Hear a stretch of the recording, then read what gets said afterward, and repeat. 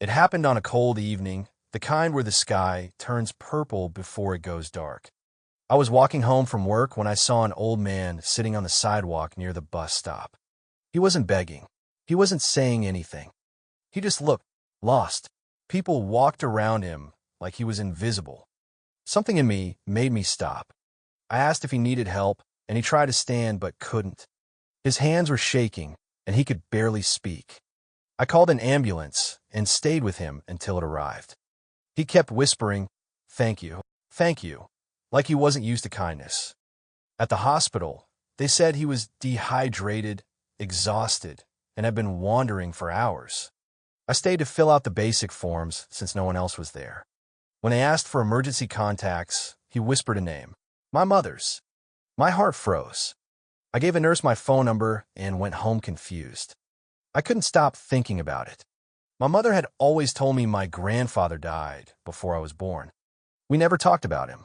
There were no pictures, no stories, nothing. He was a ghost in our family history. The next morning, the hospital called. They said the man had asked to see me. When I walked into the room, he looked at me with a mix of fear and hope. The first thing he said was my mother's name. The second thing he said was, "You look just like her when she was young." That's when I knew. He was my grandfather. He told me he wasn't dead. He had been pushed out of the family decades ago. After making mistakes he regretted every day. He said he tried to reconnect, but my mother refused, and eventually he gave up and lived quietly alone. He never remarried, never had other children. He carried the guilt for years until it became its own kind of prison. I didn't know how to react. Anger? Sympathy? Confusion? All of them hit me at once. He didn't ask me to help him, and he didn't beg me to take his side. He just said he was grateful someone had stopped, that I had treated him like a human being, not a burden. I visited him again the next day, and the next. We talked, slowly at first, cautiously, like two people trying to cross a fragile bridge from opposite sides. I learned things about my family I never knew. Hard truths, painful ones, but also stories filled with warmth and mistakes he spent years wishing he could undo. Weeks later, when he was stable, I brought up the question that had been haunting me.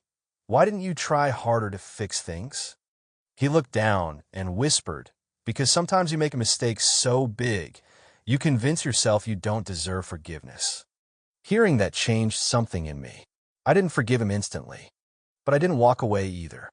We built something, not a perfect relationship, not a dramatic reunion, just a small, honest connection between two people who found each other by accident, or maybe fate.